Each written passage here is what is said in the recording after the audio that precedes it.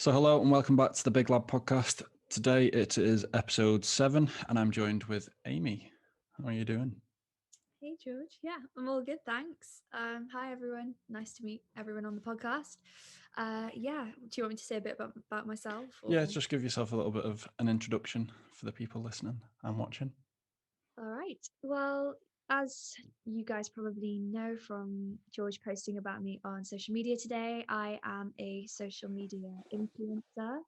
And I also do personal training, amongst other things that we'll get into in the session today. But yeah, my main job is via my Instagram page, where I do various different things, and they're all sort of fitness and motivation and mindset related.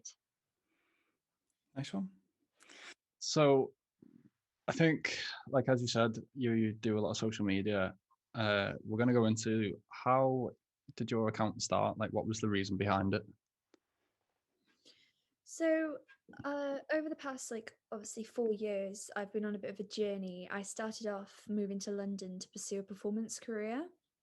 And that was like my dream. And then I quickly realized, being in London, how cutthroat the performance industry is and how, it's not sustainable. And I didn't want to just be working as a waitress, which I was doing, working as a waitress and just waiting for my big lucky break. And I've always felt like I really enjoy public speaking and motivating other people. So that was kind of like what spurred me to do it. And then obviously the fitness element came into it.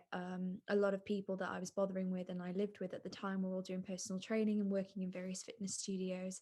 So I decided to try and get a job in a fitness studio, and I managed to get one. And that was like my first ever job in London, fitness related. And then through that, I was sort of building up my Instagram page, and it started off like I think when I moved to London, like 900 to 1,000 followers.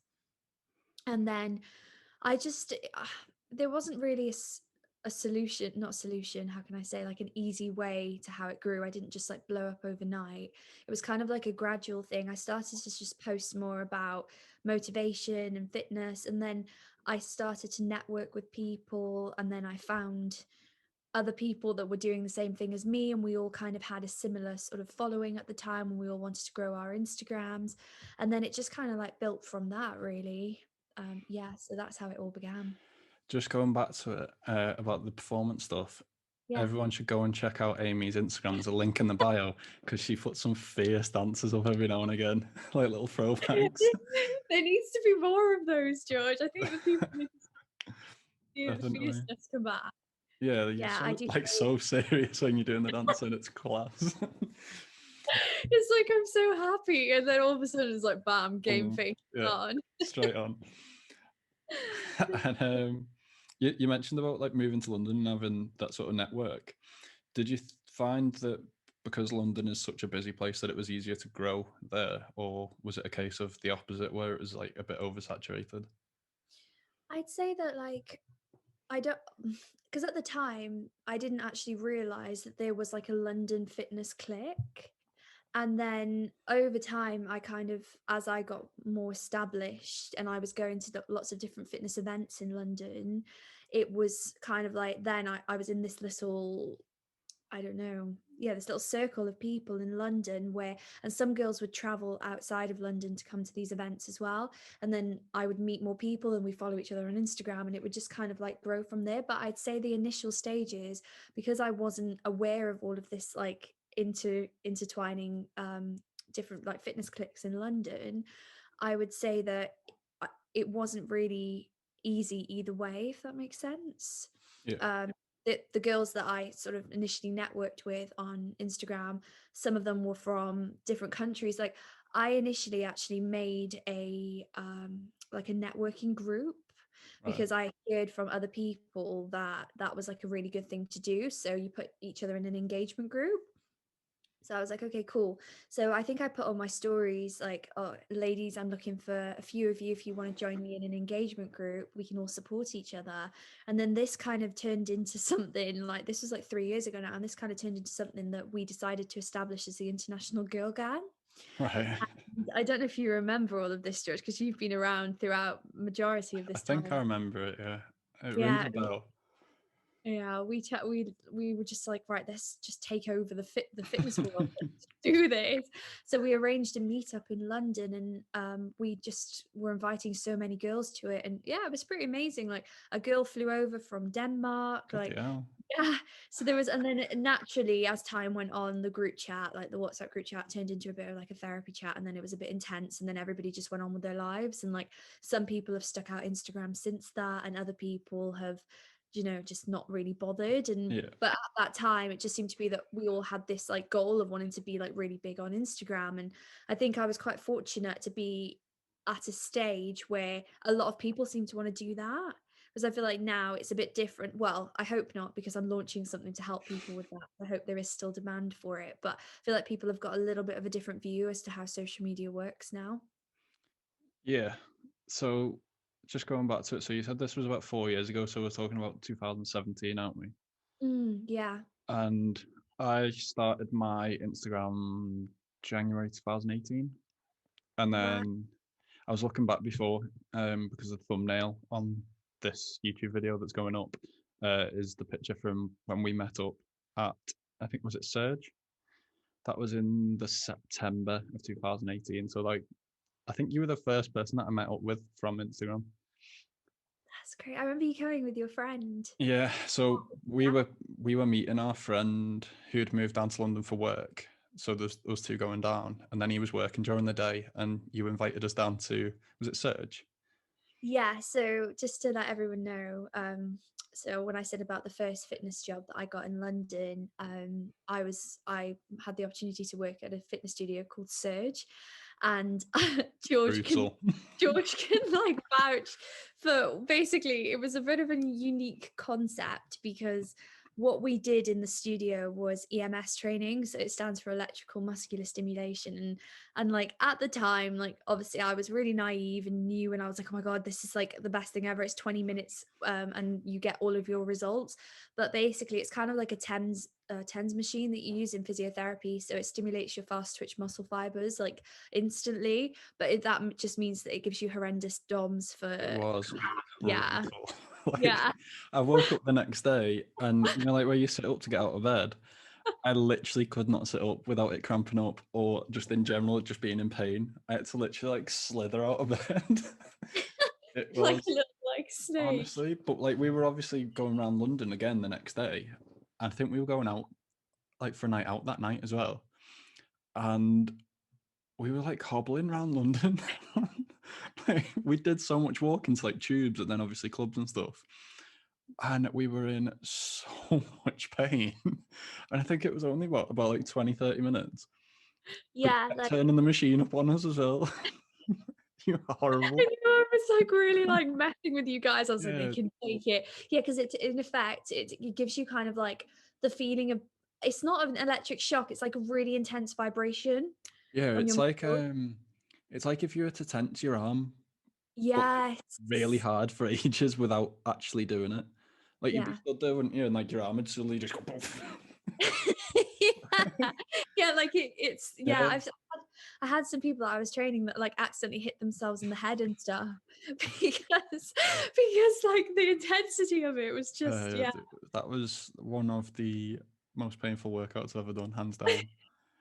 I mean, I feel like that sort of stuff is good for like it's like the concept of the Ronaldo ab belt, it's like Oh really yeah, I've seen that. gonna work. But I mean, I guess it's good for like muscle toning and rehab and stuff, but you can't just rely on that alone. I have a similar machine that helps actually get rid of DOMs. It's like it's a similar setup. You just set it so that basically it pulses your muscles to bring fresh blood round to them, and Right. I've found like it really helps with like, getting rid of DOMs.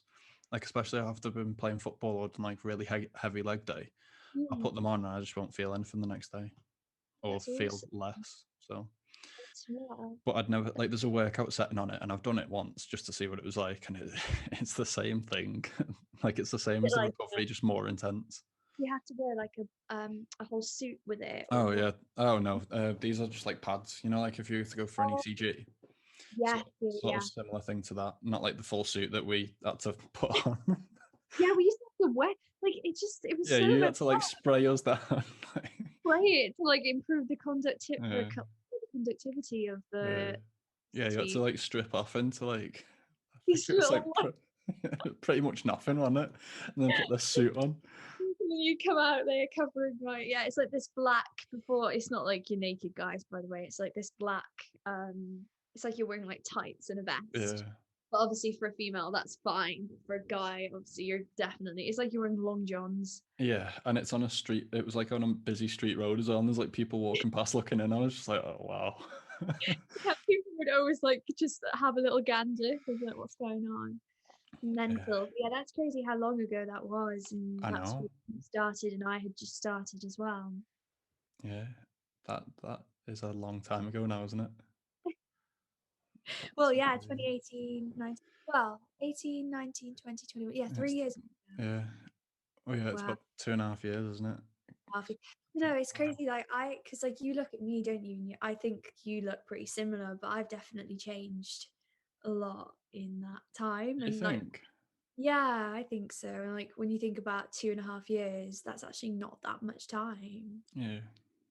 I think I look pretty much the same, to be Yeah, honest. you can do. Like I saw that photo, and Just you can don't stand change. now, and you look the same. And I'm like there with short dark hair, and Yeah, like yeah, the size difference as well on that photo was quite funny. well, apart from that, I don't think the size difference has Yeah, changed. the size difference has probably stayed the same. Yeah, unfortunately, I've not grown since year 7. So yeah, but Yeah, for those that don't know as well, on Instagram, I tend to call Amie a pygmy. yeah, guys, this has been an ongoing thing for For 2.5 years, pretty two and much. a half years. And if I've ever had a rant about something, George is like angry pygmy today or happy Yeah, pygmy, or pretty just much. like defines my emotion with the word pygmy, basically. So yeah. What are you, like 5'2", is it? Yeah. Yeah. So yeah, there's quite a height difference there. I'm 6'4". I did obviously you guys don't know this, but George knows I did a beauty pageant last year. I did the Miss Universe Great Britain pageant, and I'll be doing it again. Oh, sorry, that was the year before, and I'll be doing it again this year as well. But in that pageant, there used to be like a height requirement, and it seems to be that the girls that apply for the pageant, even though it's not required anymore, they just seem to be around that height. So I was the smallest person in the Wow. pageant. I remember having a photo with all of these like girls around me, and I'm like there, and they're all like absolutely gorgeous, like 6 foot models. Like models brought the daughter to a pageant day. One of my best friends is from the pageant, Charlotte. She's one of my best friends now. She's like 6 foot, this Jeez. leggy, like ginger. You might know actually, George, from oh sorry, maybe not. I'm not too I'm not sure. sure. You might have just seen her on my Instagram, but I yeah. think so. I'm not sure. Yeah, she's just really, really tall. And yeah, that's pretty much everybody in pageants. And I just came in, tried to own the small people, Yeah, equality it's and all something that. different, isn't it? Exactly. I was like, maybe I'll be unique. But going back to what we were talking about before about your account growing. So Yes. when you first started, it was the plan to always grow, or at the first was it a bit of fun and then it sort of grew as it No, went along? I always had the intent to grow it. And you know what's really funny? I remember just before I moved to London, I typed in on Google social media experts because I was like, I need to know how to grow followings. I need to know all of this stuff. Yeah, And this guy called Jonathan Pollinger, he's a really cool guy, actually. I recommend you guys looking up on Instagram. And he does a lot of like business consultancy and stuff and talks in different colleges about business. But he obviously had like he's not a social media expert per se. Like he doesn't have a huge Instagram following, but yeah. he has knowledge in lots of different social media um engines or whatever you'd call it. But I actually met up with him, and he was like, oh, we'll have an initial free consultation, and then anything else I would have had to pay him. But I was like, I was so young. I must have been about 20, I think 21 at the time. And I remember we had a meeting the other week because he still interviews me now, like as time goes on. I think he does a podcast, and he's like, oh, I just keep seeing your growth. I want to know more about how you're getting to this point. And he said that when I first met him, he was giving me all of this advice, and I was just like, yeah, so how do I get more followers? Just ignoring everything. Yeah, I want literally followers. just like pieing him off. I was like, "So you're gonna give me like a golden ticket to how I get more followers then?" Or and so yeah, unfortunately now I've learnt the hard way that that's not how you go about things. But yeah, the intent behind it and the intent is still to keep growing the audience, but it's changed from growing the following to just looking cool and having the gratification, because I went through a big turning point with that, to I want a wide audience now because it's going to help me with my business. Very nice. So, like alongside that, obviously quite a lot of people want to work with brands these days. So did you want to work with brands whilst you grew your following, or was that something that just sort of came along and you wanted to grow personally? No, I always had like the intent to want to work with brands, and it I mean, I didn't really know how it worked and I was a bit confused, but I remember entering into a giveaway for Werewolf clothing. Yeah. Um, and some of you might know them. They're not huge, but they're a small clothing brand. And they sent me a free pair of leggings. Then I took a photo with the leggings on, and this was like the first time as well I went to Body Power, Oh yeah. I the like expo. body power. And yeah, it's still a really good event. And I this was like when I was getting into it, really getting into it, and I took that photo, and then they reposted me, and I remember being like, "Oh my god, I've made it!" And then after that, it just kind of like, I don't know, I got really like pally with the owners of the company, and then it just kind of like went from there. And then as my following grew, more brands contacted me, but it wasn't up until last summer, I'd say, or the summer just gone, that I had really nailed how to negotiate with brands and earn like a decent income from it. Like I did a paid collaboration with my protein, literally just before Christmas. Well, it was like ongoing throughout Christmas as well, and January. And I emailed them and I was like, "Hey guys, here's my influencer deck. That's something we can also talk about. But I have like a media toolkit now that shows all my insights and stuff." And I Okay. sent that to them, and I was like, I offer this, this, this, and this. And they were like, "Yeah, cool. We've got a budget of £500. We'll pay you to do X amount of posts and X amount of stories." So yeah, I find that a difficult one with negotiating um, with companies because I mean I don't get a lot of messages about sort of getting free stuff and then doing posts, Mm. but previously I've just done them for free because I've not got the biggest amount of following.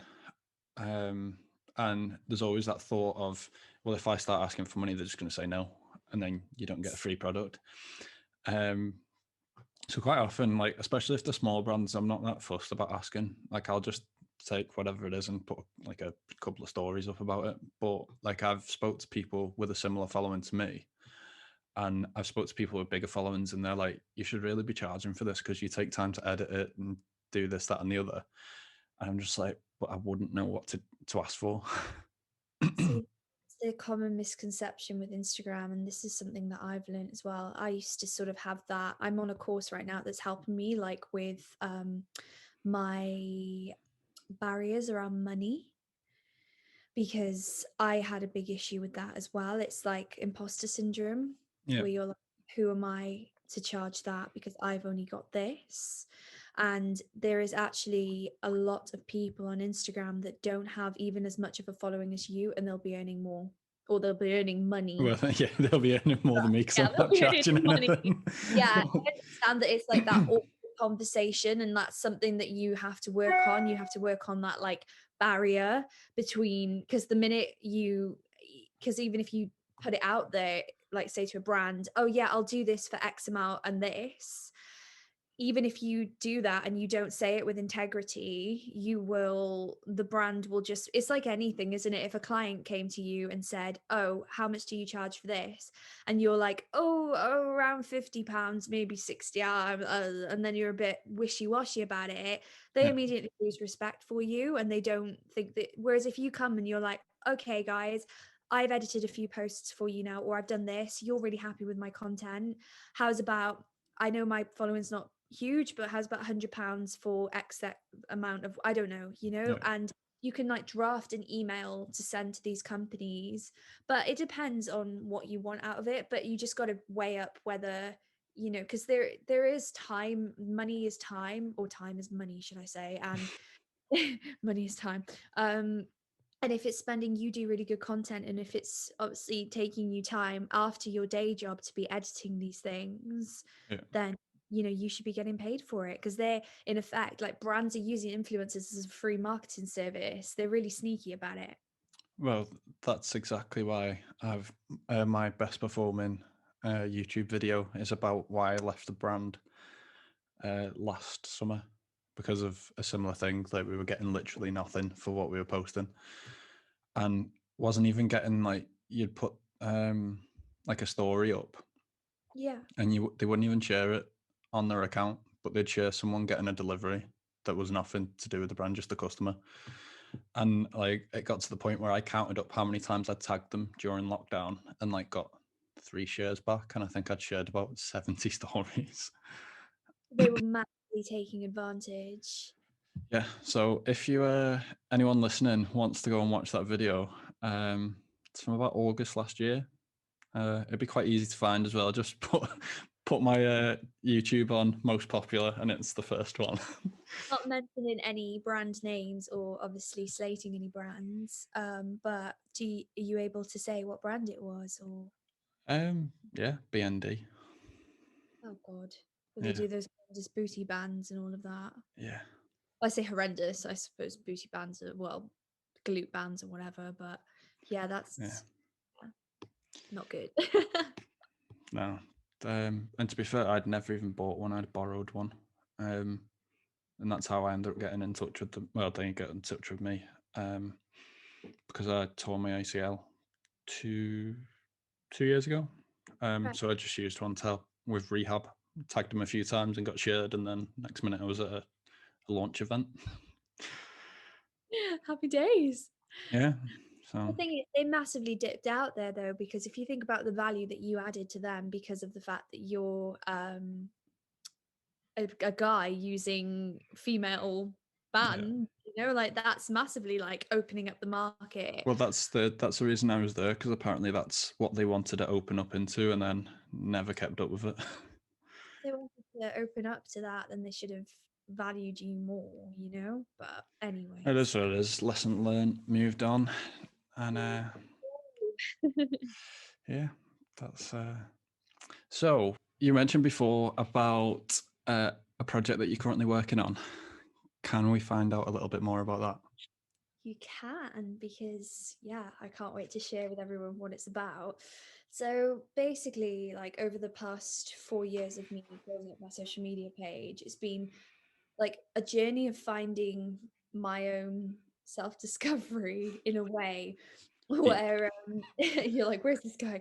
In a way where, you know, your following and Instagram grows much more effectively when you have either a journey, or you're telling a story, or you have a, I don't know, you're well known for something like being an athlete. You know, all of these things really help when you're trying to grow your Instagram profile. Is that why mine's not growing? Am I not on a journey? No, but it's, and I just felt like with mine, I was like you look at my page, you're like, Amy dances, she sings, she just personal trainer, she does this, she does that, and it's like dotting around the place. Like what's my actual like niche? So at Everything. last, yeah, everything, like that's it, everything. And that's also not good, because Yeah. you're not giving your audience specifics. So there was that going on for like obviously the duration of the growth of my Instagram. And then I got to a point when obviously the pandemic happened last year, where I was working for a few fitness studios, and the main one was F45. Yeah. And that's like a really big well-known fitness studio in London, and they've branched out to obviously all over the world. They're an Australian brand. And yeah, I was working for them, and then because I had done some stuff for like some other online fitness platforms before, I was really used to work, like being in front of the camera. So when obviously we had to move everything online, I was really comfortable with that. But it got to a point where F45, the company that I was working for, were kind of like using me and using my following to boost their business and to help them throughout the Yeah. pandemic. So I just felt like I was putting in a lot to that and I wasn't getting enough back. I was getting paid an absolute pittance. It was ridiculous. So I made the plunge last year to completely quit all fitness studios that I was working for and just do social media influencing. And then I also worked for a company that I still work for now, and I teach some online fitness classes for them, but that doesn't detract away from my own brand. Yeah. So then last year I was kind of in the midst of just working with loads of different brands and stuff like that. But I never felt like 100% fulfilled because I was like, this isn't, I'm just a product of somebody else's brand still. And this was still like, I just felt like it was always an effort to post Yeah. because I was just posting as much as I was getting paid like £250 for a post. It was just like, it wasn't every single post, obviously, because you're never going to be paid that for every single post on Be Instagram. nice. I'd Yeah, post 10 times a day. you'd be amazing. Yeah, like literally, you'd be absolutely rolling in it. But unfortunately, that's not how social media works. And it just got to a point where I was like, I don't like. I'm obviously loving doing this, but I'm worth more than just being a product of somebody else's brand. And then the back end of last year, the guy that I teach fitness classes for, he's an entrepreneur and owns his own sort of like coaching program thing. And he was like, I'm launching this course called Money Muscle. And now Money Muscle is like, it's based around the book by Jeff Walker that I actually have by here that I'm reading right now called Launch. And it's a really good book, guys. If you ever want to read about launching your own online business, this is awesome. And it just, like I said, it taught me a lot about money and like getting into that mindset of negotiation, and it's basically taught me how to launch my own course, my own online course, Right. right? So this is where this all came about. And then this led me to my secret project that I have been working on for about 3 months now, where initially I was going to launch a project where I was going to be helping empower women on Instagram, making them feel worthy through fitness classes. And like, it was going to be like a journey of self-love and self-discovery. And I was like, do you know what? There's such an oversaturated market for people doing that right now. The one thing that people always come to me for is to ask me what you've just asked me throughout this whole podcast, George. How do you grow your following? This, that, and the other. I was like, why am I not using that as a tool to help other women? And I'm just saying women at the moment because I'm trying to make it niche. Yeah. So the project that I'm launching, if anybody's watching this and thinks they might benefit from this, I'm going to be launching a 12-week program, or 12-week course, should I say. And the course is going to entail lots of different modules, just basically setting you up to be a really successful influencer, growing your Instagram, learning how to negotiate with brands, like all of the good stuff that I wish I had known at the start. And also doing it in a way where you're really, really growing your audience in an effective way where they're going to actually be a beneficial audience to you, and you're not just going to have following for the sake of having a following. If so, say if a person comes to me now and they're like, oh, I want to get into fitness influencing, but I'm a personal trainer, what my goal is to help them grow their page so that they can work with brands but also pick up clients through their page as well. And there's going to be lots of things that are going to be offered on the course. There's going to be also a mental health module where I'm going to be talking about how to differentiate between detaching from Instagram and make like understanding your boundaries with that. There's going to be loads of different stuff on there, but yeah, it's going to really teach you guys how to earn money through social media, and home in on your brand and grow your page. Sounds really interesting because I don't think I've seen anything similar to that on Instagram yet. And there's a potential that you might get a client called Georgina coming up. I'm going to pretend to be a woman and get on your class. I was like, where is he going with this? How does he know who's going to be watching the podcast before it even happens? It didn't even click, no. That's brilliant. I mean, Um, I'm gonna make it niche to where, like, the thing is, what I've been taught on my course is like to make the more specific you make it, the yeah. more it looks better because you're not just like reaching out. But then if somebody like yourself does reach out and say, I think I'd be on this I'd benefit from this course, I would definitely have you on board, George. It'd be a pleasure, you know. Yeah. Well, you've actually given me a lot of help over the last couple of years anyway, especially when I first started out. I didn't have a clue. I just used to Honestly, nag I you so much. scrolled up through mine and George's messages over like at the beginning. He was like, "Huh, well, I can't even remember," but you just would ask me like what I do and all of this, and Yeah, because yeah, I like obviously when you first start out, there's not that many things to sort of get you going because you've got to get the ball rolling, and I just couldn't get the ball rolling. like, you've been so consistent, and like I know that that was a big breakthrough for you working for My Protein, you know, Yeah, it was. and like this is the thing that was like your goal for so many years. Yeah, so when I first started out, I had no intention of doing it to like work with brands. Um, I just did it. Really, Yeah, I just started it out because I wanted to meet other people that were into fitness, really, and also helping people. Even though I wasn't like a PT or anything, like so I would have had at the time about 6.5 years of gym experience, and sort of when I was rowing as well, so sort of an elite level. Um, so at the time, if I put a post up and it helped one person, then job done for me. And then you obviously start getting a few messages from brands and stuff as you start growing. And quite often they are the ones where it says, like, come and work for us and we'll give you a 25% off personal code and give you nothing back. And it's like, and then you can pay for postage and packaging and yeah, all of I was like, right, sound. And then I'd always been using My Protein for like probably the last 4 or 5 years anyway. Um, and then when I had a lot of mates like through meeting them through Instagram that were working with My Protein, and I was like, well, why can't I?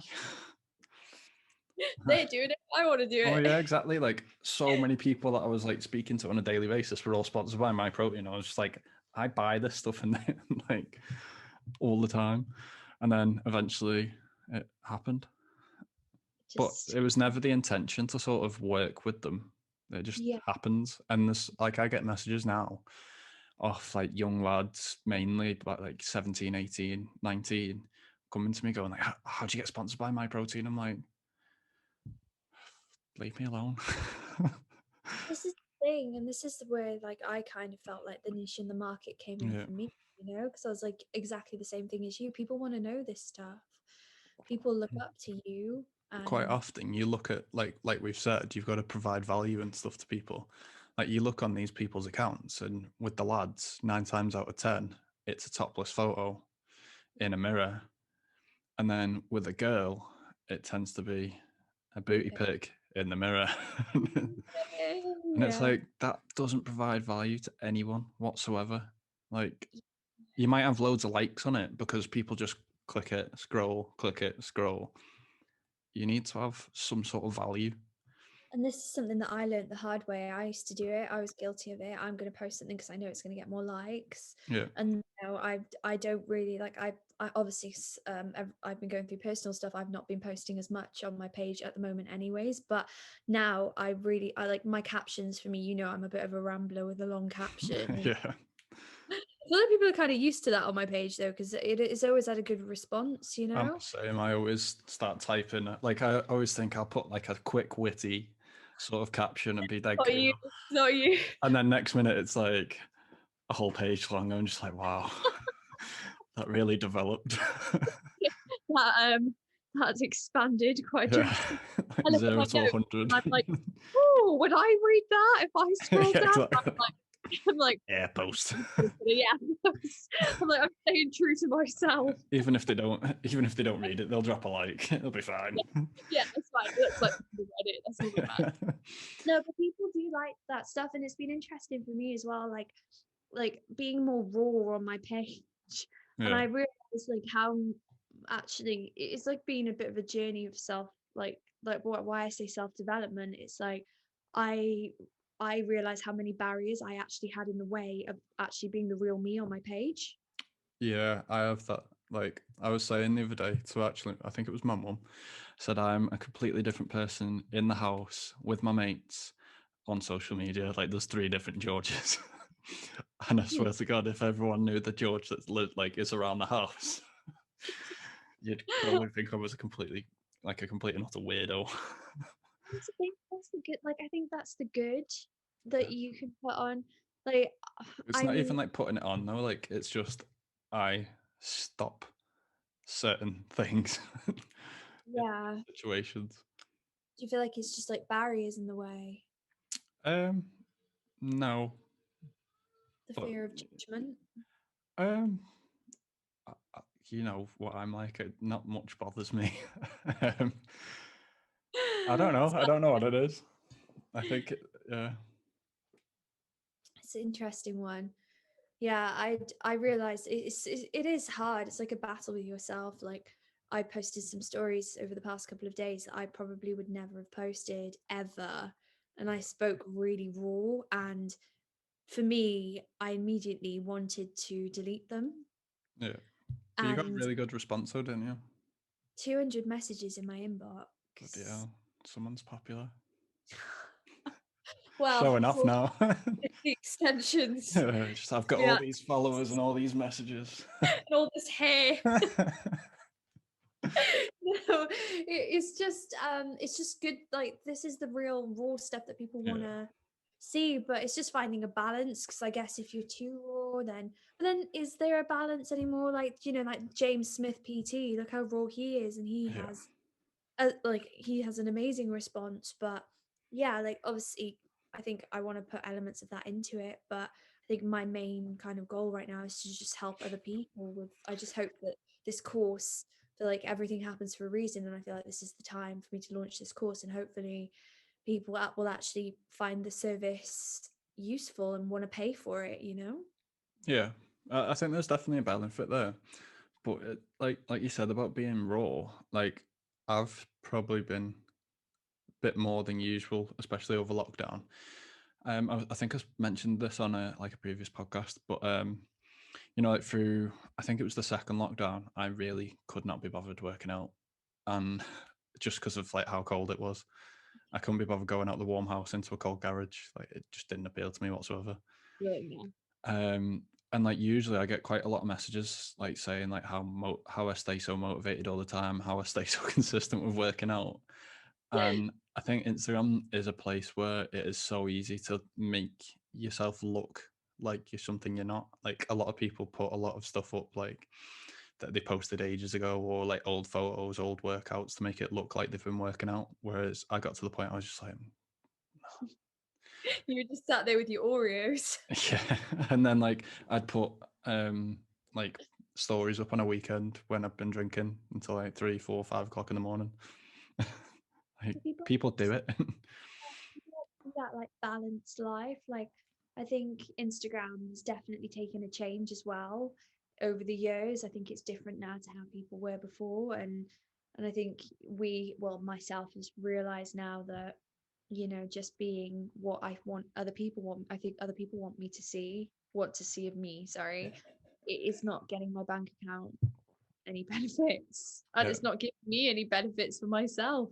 If you go around doing things to please other people all the time, like, if you want to post something like that, I feel like posting too much of that is like, well, I don't know, is there ever too much though? If you want to post a lot about your personal life, that's okay. Like some people like to take elements back, but I think your followers would really benefit from seeing that you don't always train. People will probably Yeah. see the condition that you're in and be like, oh my god, I need to train all the time to be like that. And it's like actually the reality is, you couldn't be asked because it was fucking freezing. Basically, saying that I still worked out a little bit, but just nowhere near as much as I usually would. Yeah, So you train a lot normally, and that's fine. Like to not. I think I did, if I remember rightly. I think it was still like 12 or 13 workouts over the month, Oh, which my still God. sounds like a decent amount, but like quite often it'd just be sitting on the Peloton for like 20, 30 minutes and doing not much. You're still doing something. I think that's what people put Yeah. in the definition of exercise is like I used to think that I'd have to kill myself every single day and work out. And now, like, if I'm not feeling energy levels wise, I'll just do yoga, and I'm like, that's fine. I benefit from that. It's okay, you know? Yeah, exactly. So, going back to your little project, Yeah. when can we see it? When will So it be happening? And has it got a name as well? it does have a name. The name is the Fitfluencer program, or I don't know whether it's going to be called the Fitfluencer course or program or just Fitfluencer. And I was actually meant to launch. I'm going to be doing like a presentation. I don't know. Some of you might know what webinar is or a masterclass, so that's what I'm going to be doing. So next Wednesday at 5:30 p.m. I'm going to actually put a post up about it this evening, and then I'll have like a funnel ready this week where you can click and sign up to the masterclass. And then that's going to be like an hour's masterclass where you can come and join me, and I'm going to break down the course, break down some of your barriers as well, and like just really make you guys understand that, you know, this is beneficial for you. And then hopefully if you want to join me afterwards, then yeah, we can chat about that. So, what date will that be then? The 10th? Wednesday Yeah, the 10th? so Wednesday And 10:30. is that going to have its own Instagram page? 5:30, not 10:30. Jesus. No, I don't think so. You're just going I to run think it straight through your account, which I tried is Amie to, B Fit underscore. and you got that right, Amie B Fit underscore. Don't forget the underscore, guys. Yeah, I tried to launch my own sort of Instagram page first lockdown for all of my Zoom classes called Train with Aim, and it's just really hard to traffic everybody through to the next. Yeah, I've found that because I've got a separate Instagram with the Big Lad podcast. Um, I am going to start posting more in it though. So what I'm going to start doing is taking little clips from each podcast and post them. Because at the moment, I literally post this week's guest and then the thumbnail to say that it's like live on YouTube. Yeah, So yeah, it's good to yeah, have like a I'm going to try and get a backlog of clips to post regularly. yeah, you just gotta like give people teasers and stuff of Yeah. things. And yeah, I think it's quite hard to, like, some people have really successful like other Instagram pages, but I think if you get most traffic from your Instagram page, then that's where I, you I should. sort of do both. I put stuff between both and then just share it on each of them at the moment. It's good that you're able to do. I get quite stressed as well with like a crossover of platforms. I'm like, considering I do social media, like I get really overwhelmed quite easily.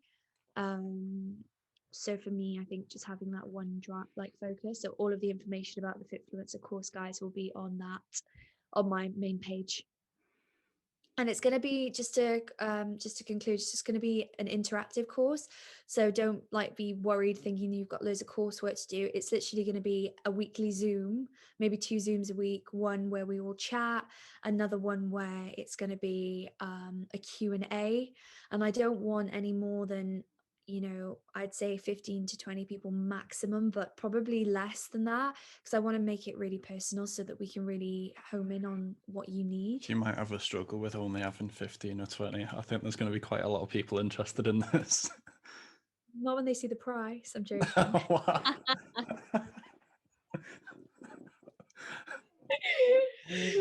I'm worth that much. No, it's worth it, guys. If you want to invest in yourself, you got to do it. You know, how many times have you paid for something on social media or something to help you, you know, and you just like little bits here and there. Sometimes, you know, you invest in a PT course, it's what, $1,000 because you've got to. You know, I wish that I had something like this. Somebody saying, oh, I'm going to offer you this to help you with your social media and to help you with your PT course after I'd done my PT course, you know. So it's beneficial if you want to actually learn the logistics of things. It, yeah, definitely helps. I might join in on the webinar and just have a listen in. I'd love to have you on my webinar. Imagine if it's just you. Imagine just. We'd be back on here like this. Hi, Amy. Have Yeah, I'll any get you of back on the podcast. How did the course go? Well, How did this woman called Georgina? Honestly, though, guys, like if you are listening to this, please join my webinar. It's really going to be beneficial. No, like I don't want it to be sort of like a forced thing. I just want people to realize that like this is beneficial for them, and if they want to join, then join. If not, it's cool. Like even if you join and you don't feel like it's for you afterwards, that's fine. Like it's Okay. Is there anything else that you'd like to speak about before we wrap up that we've not mentioned? I think we've just rambled and chatted all of the points. Yeah, I think I'm We've pretty provided happy. a lot of value. We have. I mean, I feel like your big lad podcasters are going to be very happy with this. I hope. I hope so. Really disappointed. Loads of dislikes on YouTube.